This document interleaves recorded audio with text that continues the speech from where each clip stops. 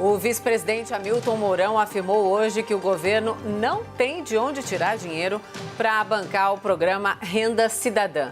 Mas o ministro da Secretaria de Governo, Luiz Eduardo Ramos, disse que o governo ainda procura, sim, uma alternativa para o projeto. O tema de hoje é: o governo tem saída para criar o Renda Cidadã ou o programa vai ser abandonado? Os nossos debatedores são Bruno Salles, advogado, mestre em Direito Penal. Boa noite, Bruno. Boa noite, Mona Lisa.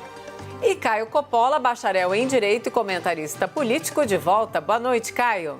Mona Lisa, boa noite, doutor Bruno. Boa noite, espectador da CNN. Boa noite, Caio. Começamos com você, suas primeiras considerações, Caio. Claro.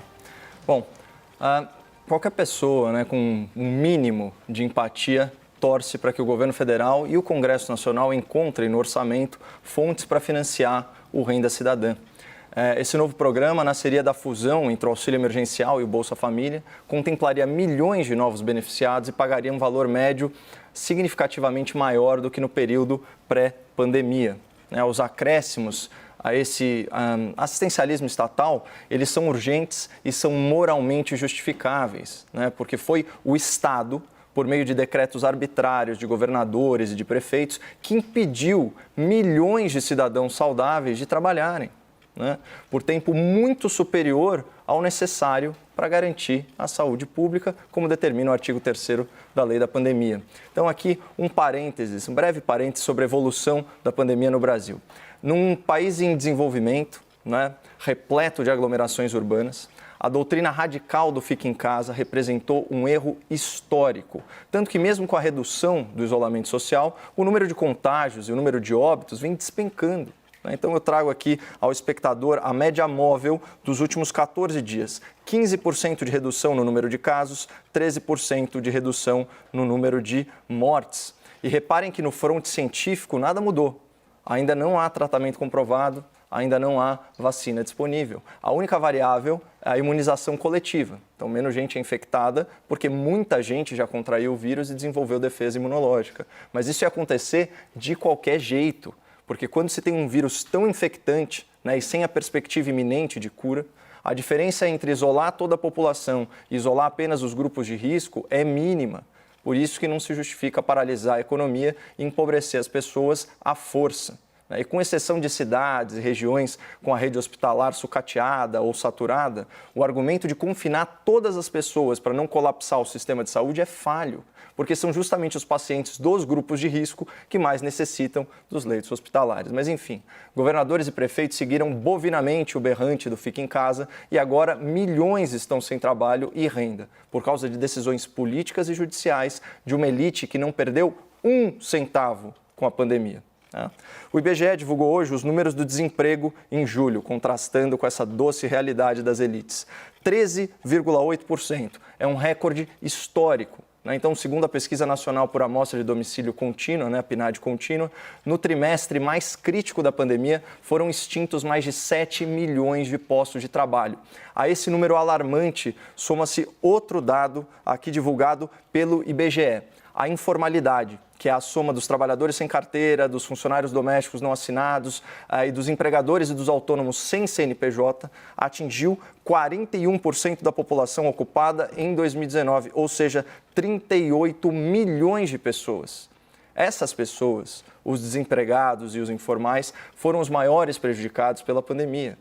Porque para os trabalhadores em regime CLT, ainda houve a medida provisória 936, né, que instituiu o benefício emergencial de manutenção do emprego e renda, o tal programa BEM, que viabilizou a suspensão temporária do contrato de trabalho ou a redução de jornada de trabalho, complementando a remuneração do trabalhador com fundos do seguro-desemprego e garantindo a estabilidade temporária, né, a esse empregado após a utilização do benefício. Essa medida simples de iniciativa do Ministério da Economia, editada pela Presidência da República, salvou milhões e milhões de contratos de trabalho, né, isso entre os contratos individuais e os contratos coletivos. Portanto, sempre respeitando a responsabilidade fiscal, o foco das lideranças políticas tem que estar na população mais vulnerável e nos trabalhadores mais penalizados pela paralisação econômica imposta pelos governadores e prefeitos.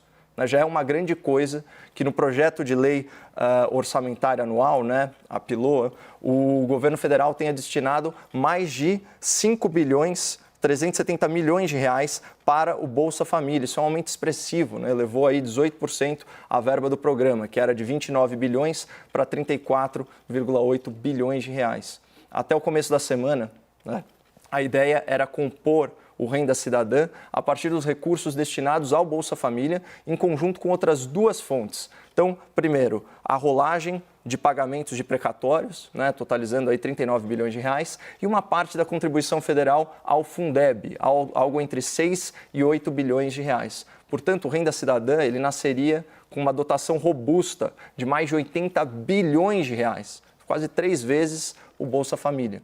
Ainda assim, isso seria apenas um quarto, apenas 25% dos 322 bilhões de reais previstos para o auxílio emergencial ao longo desse ano aqui de 2020. Mas eu faço uma pergunta aí ao espectador da CNN. Vocês acham que em 2021 as pessoas prejudicadas injustamente pela crise terão apenas 25% das dificuldades que elas tiveram em 2020? Claro que não. Em 2021 ainda haverá milhões de pessoas atrás de empregos que não existem mais e milhões de famílias sem renda. E aqui a gente redefine o sentido da questão em debate. O governo vai conseguir criar o Renda Cidadã? O governo tem que criar, ele deve criar, ele precisa criar o Renda Cidadã. Aliás, não só o governo e o Congresso, né, que são os responsáveis conjuntamente pelo orçamento. Sob pena de nós deixarmos milhões de brasileiros desassistidos em razão de erros políticos grosseiros cometidos durante a pandemia. E, pessoal, quando eu falo Renda Cidadã, pouco importa aí o nome, o que importa é aumentar a abrangência e o impacto da transferência de renda no Brasil para minimizar os efeitos da paralisação econômica de 2020 na população vulnerável ano que vem. A julgar pelas declarações dessa terça, o presidente da República ele entende a importância dessa matéria. Então, aspas para o Jair Bolsonaro.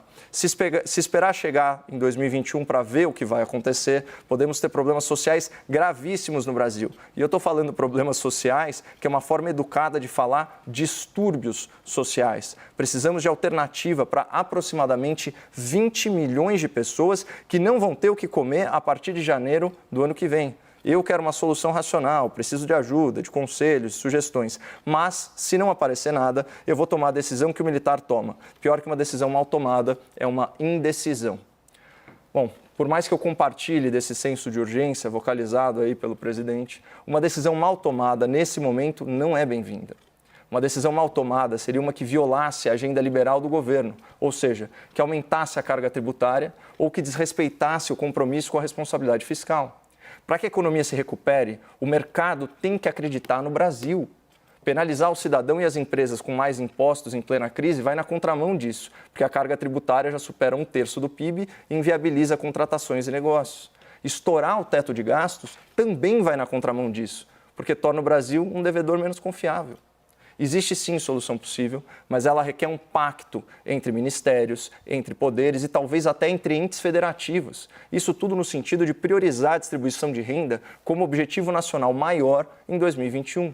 E são migalhas que o Estado brasileiro ofereceria ao seu cidadão depois de tirar o pão da sua mesa à força. Ao longo do debate, nós podemos explorar aí formas alternativas de financiamento do novo programa, porque a crítica pela crítica, nesse caso, não levará a nada. Bruno, suas primeiras considerações, por favor. Obrigado, Mona Lisa. Caio, seja bem-vindo de volta. Minhas amigas, meus amigos, boa noite. Então vamos lá, como que a gente faz isso daqui? Primeiro a gente precisa organizar. Quero colocar algumas premissas. As premissas iniciais que eu coloco em relação à fala do Caio é que eu já trouxe aqui diversos estudos que mostram que o que deprime a economia não é o isolamento social. Estudos históricos sobre pandemias anteriores e estudos atuais sobre os países que fizeram isolamento social sério, o que o Brasil nunca fez. A gente nunca teve isolamento social de verdade, efetivo, com mais de 50% da população em isolamento social. Esses países que conseguiram fazer isso saíram mais rápido da crise, conseguiram diminuir a curva de contágio mais rápido, não tiveram superlotação em hospitais, não tiveram uma taxa de mortalidade tão alta e conseguiram recuperar a economia mais rápido. Então, essa é uma premissa que eu coloco aqui para a gente deixar bem claro, né? algumas ideias do começo, como tal do isolamento vertical, um outro tipo de isolamento, são ideias que nunca conseguiram ser comprovadas cientificamente, nunca conseguiram ser viabilizadas, porque simplesmente, a não ser que a gente faça um verdadeiro apartheid, você não consegue tirar a população vulnerável de contato da população normal. Isso é simplesmente inoperável. Mas a gente veio aqui falar de economia e eu começo concordando com o Caio. Concordando em que sentido?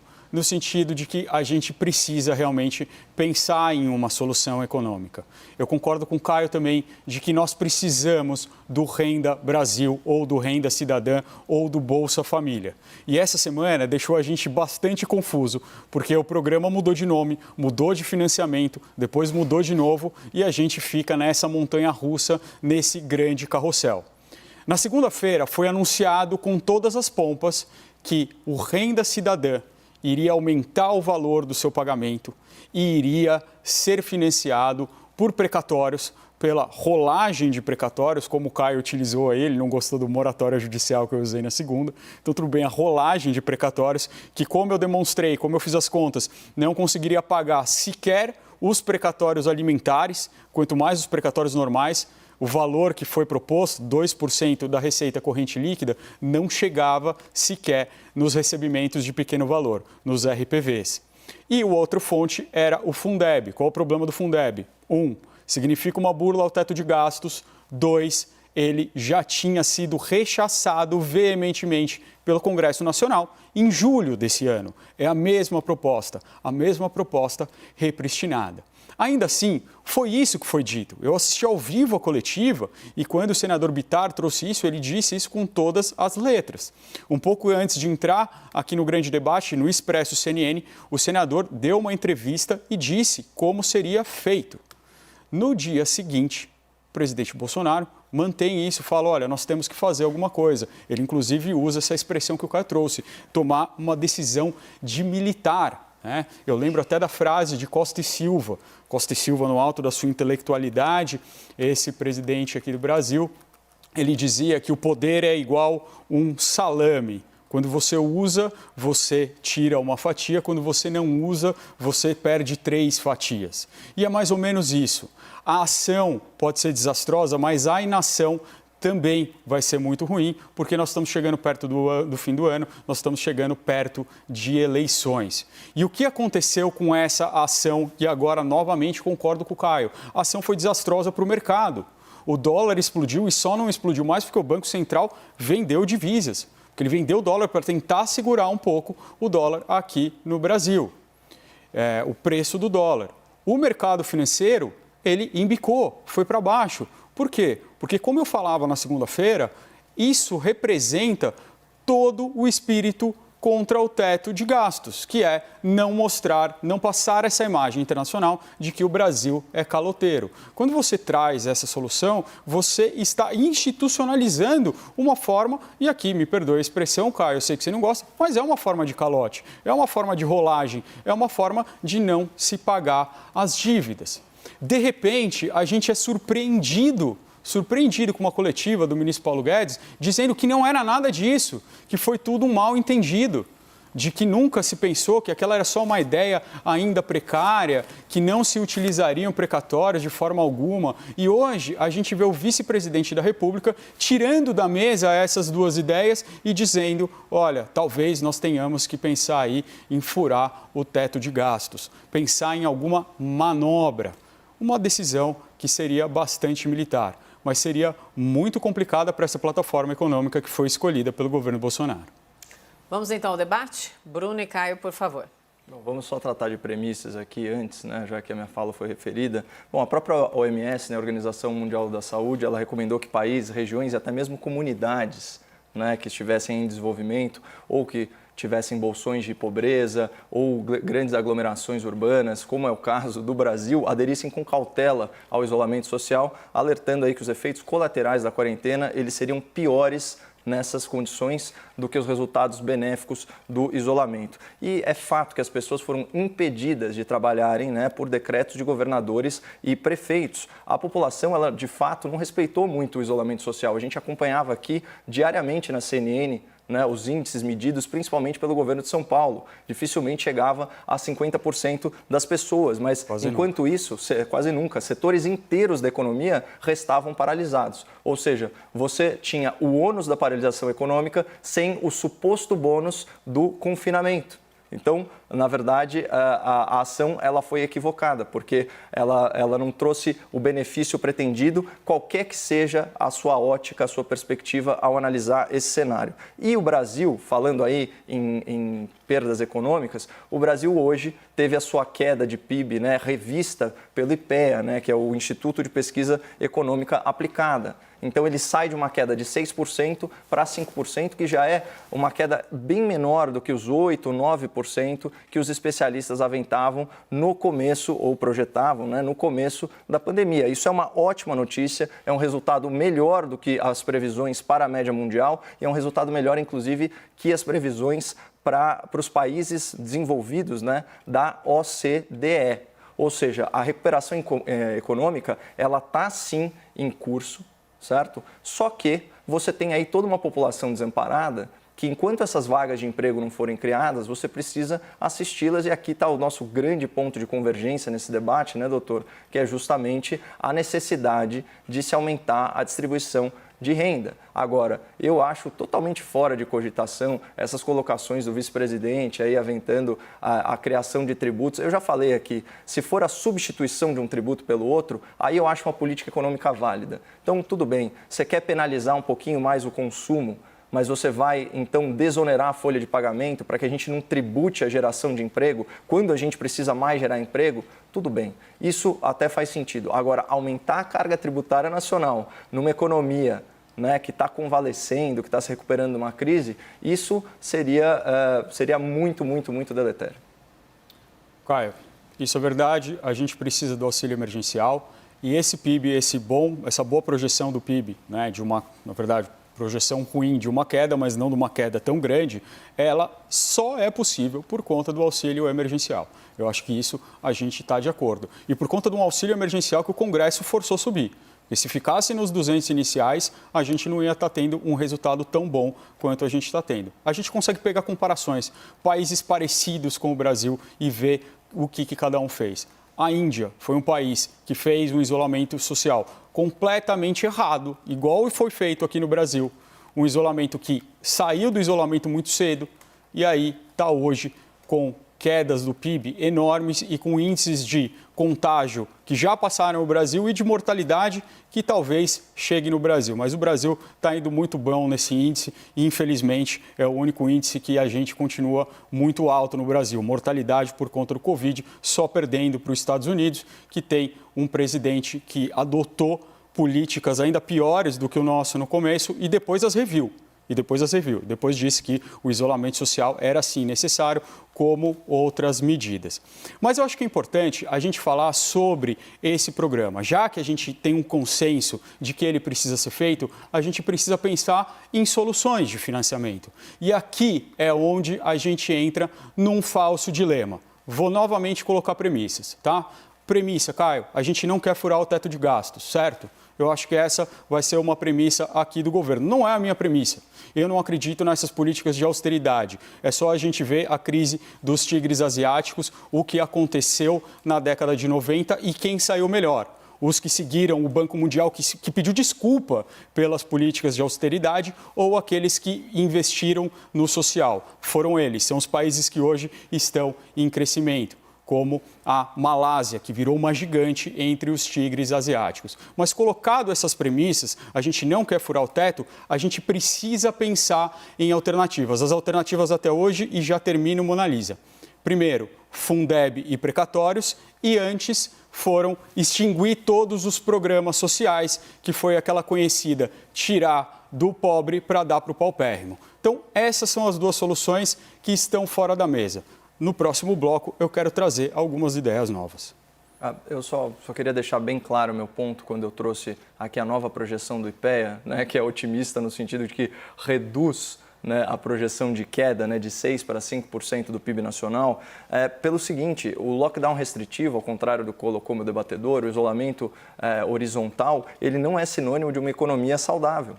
E o Brasil vai acabar sendo uma prova disso. Você vê, o CAGED divulgou os dados de agosto. Em agosto foram criadas 249 mil vagas de emprego, de carteira assinada. Então, apesar do recorde de desemprego noticiado pelo IBGE, esse número é de julho, mas em agosto é o segundo mês superavitário. Na verdade, foi um mês recorde de agosto em muito tempo. Isso é uma excelente notícia. Então, no saldo, o déficit, na verdade, de empregos, agora ele já reduziu, ele já está menor que 1 milhão, ele já está na fase aí de 850 mil. Então, por isso que eu falo, é muito difícil comparar realidades distintas, inclusive com essa métrica aí que é muito equivocada de números absolutos de morte para comparar a gestão de Covid. Primeiro que assim, você tem que partir do pressuposto de que os dados de Índia, China e Rússia são fidedignos.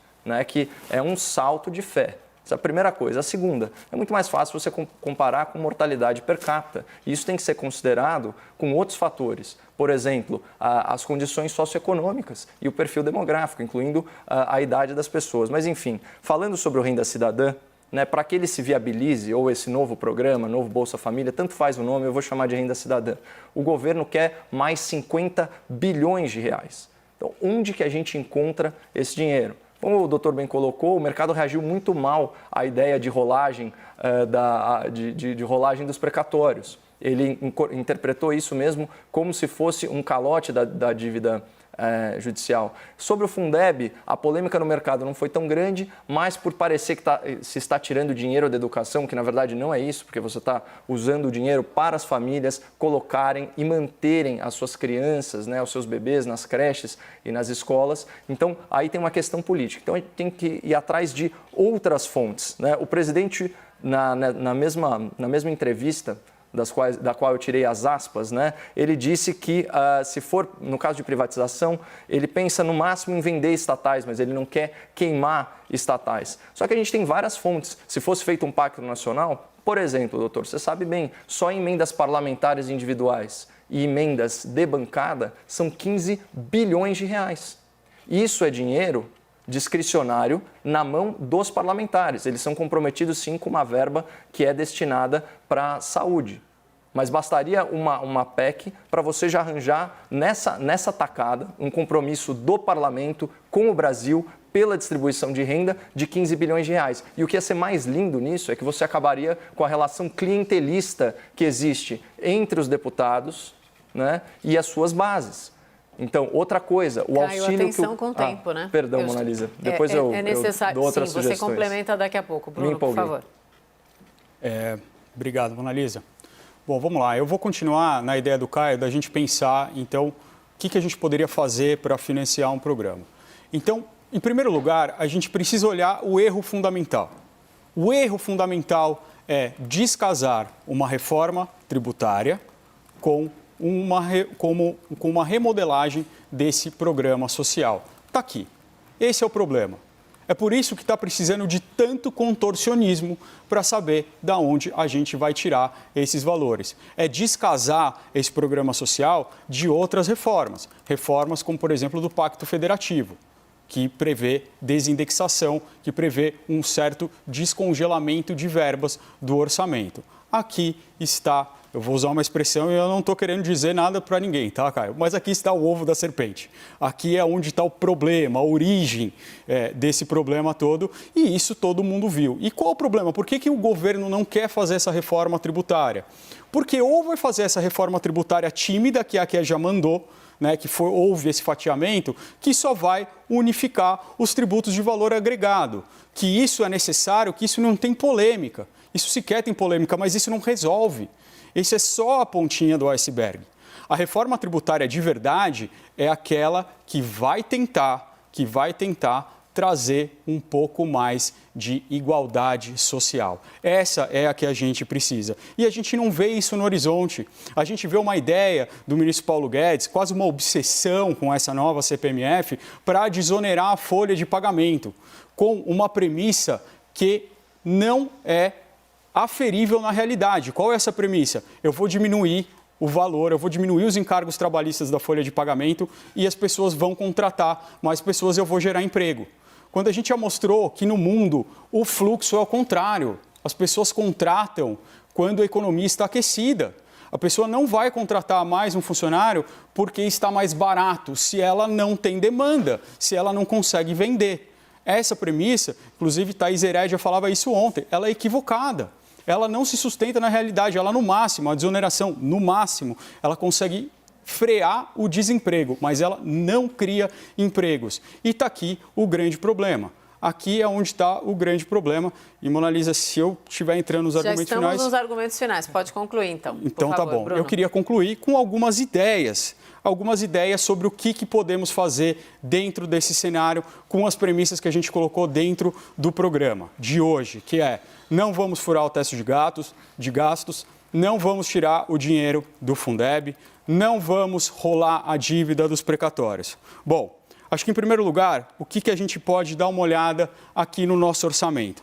Caio, segundo os dados da CGU, em 2019, o valor de renúncia fiscal do Brasil foi de 348 bilhões de reais. 348 bilhões de reais pagaria completamente esse programa em valores enormes. No plano novo Bolsa Família, que foi proposto pelo Partido dos Trabalhadores, se pensava em valores, eles fazem 3 cenários, em valores para aumentar esse valor do Bolsa Família para R$ 600 ou um valor médio de R$ 300, um custo anual que no melhor cenário seria 138 bilhões e no pior cenário, onde tenhamos que ter uma assistência maior, de 230 bilhões. Essas renúncias fiscais, é claro que a gente não pode abrir mão de todas elas, elas conseguiriam ser mexidas sem a gente aumentar, sem a gente criar novos impostos. É claro que teria nova carga tributária. E um grande ponto que poderia ser mexido aqui, por exemplo, é se tirar a imunidade de templos e de igrejas de qualquer tipo de culto, que é um valor estratosférico, que deixa de ser recolhido, que poderia financiar.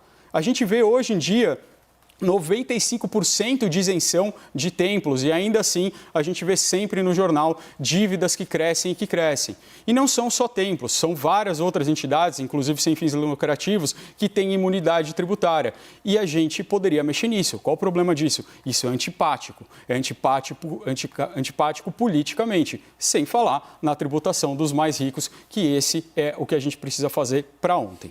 Caio, seus argumentos finais, por favor. Não é antipático, isso fere um direito humano, isso fere liberdade de crença. A imunidade tributária ela existe com essa finalidade, para que o Estado, de forma alguma, restrinja a liberdade das pessoas de acreditarem naquilo que elas acreditam. Né? Pelo amor de Deus, ainda mais falando de igrejas que têm finalidade social, que é muito, mas muito mal desempenhada pelo Estado brasileiro. Essa sua proposta é absurda. Tão absurda quanto dizer que corte de impostos que desoneram o setor produtivo e que desoneram as empresas não se convertem em empregos. Ora, o espectador da CNN é bem informado, ele conhece a realidade americana. Ele sabe que até a pandemia, a economia americana estava no seu auge histórico. Por quê? Por causa dos tax cuts, né, do governo republicano do Donald Trump. Inclusive, todas as minorias, eu estou falando dos afro-americanos, dos hispano-americanos, estavam desfrutando de pleno emprego, com a maior taxa de ocupação da história. E vamos lembrar a frase do Ronald Reagan: o melhor programa social ainda é o emprego. Sobre a sua ideia de abrir mão de renúncia fiscal, ela também não para de pé pelo simples fato de que abrir mão de renúncia fiscal é simplesmente aumentar a carga tributária na prática. Então, se você tem empresas que ou morreram, né, ou tomaram uma pancada muito forte, estão convalescendo, estão se recuperando, e você ainda retira, né, a desoneração dessas empresas, o que você acha que acontece? Né? Ou esse valor é repassado pelo consumidor, penalizando então todos os cidadãos, ou essa empresa é obrigada a cortar na maior despesa, que é o quê? Folha de pagamento, que por sinal, na folha de pagamento tem que pagar imposto. Por quê? Porque o emprego é tributado no Brasil. Então, é disso que a gente está falando. A gente tem que ir o quê? Na coluna da despesa, ratear isso entre os ministérios, desvincular, desindexar, fazer um pacto no sentido de puxar um pouco de cada orçamento, inclusive nos repasses, né, para governos e para municípios que foram beneficiados aí com arrego fiscal, para ver se a gente realmente consegue ter um projeto nacional para minimizar o impacto da pandemia, que foi sim provocado por decisões arbitrárias do Estado brasileiro contra o cidadão.